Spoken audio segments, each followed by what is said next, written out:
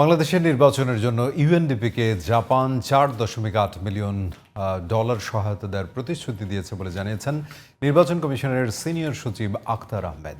দুপুরে রাজধানীর আগারগাঁওয়ে নির্বাচন ভবনে সাংবাদিকদের এই কথা জানান তিনি। এ সময় জাপান এবং ইউএনডিপির পক্ষ থেকে জানানো হয় দেশের ইতিহাসে সবচেয়ে ভালো নির্বাচন আয়োজনে সহায়তা দেবে তারা।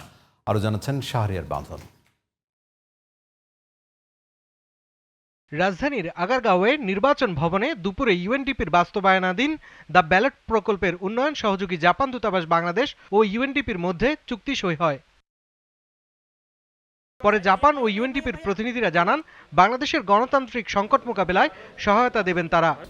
Japan reaffirms its commitment to supporting the people of Bangladesh in realizing their democratic aspirations. This project is to support Bangladesh to have the best elections in the history of this country. কমিশনের senior সচিব বলেন বাংলাদেশের নির্বাচনের জন্য UNDP সবসময়ই সহায়তা করেছে, সেই ধারাবাহিকতা আগামীতে অব্যাহত থাকবে। অর্থায়নের ব্যাপারটা তাদের বিভিন্ন দেশ এবং সংস্থা থেকে যেটা পায় তারই ধারাবাহিকতায় কয়েকদিন আগে অস্ট্রেলিয়া থেকে এবং আজকে জাপান থেকে, এবং ওনারাই এটাকে অর্গানাইজ করছেন। তো সেই উপলক্ষে এখন জাপান আজকে আমি যতটুকু ওনাদের সাথে ওরা $4.8 মিলিয়ন কমিট করেছেন আমাদেরকে এই প্রসেসে দিবেন।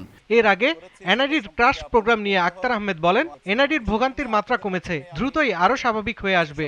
30 জুন পর্যন্ত আমাদের মোট আবেদনের সংখ্যা হচ্ছে 54,76,114টা, আর আবেদন আমরা এর মধ্যে নিষ্পত্তি করেছি 53,99,420টা। 76,694টা আমাদের কাছে এখনো অনিষ্পন্ন আছে।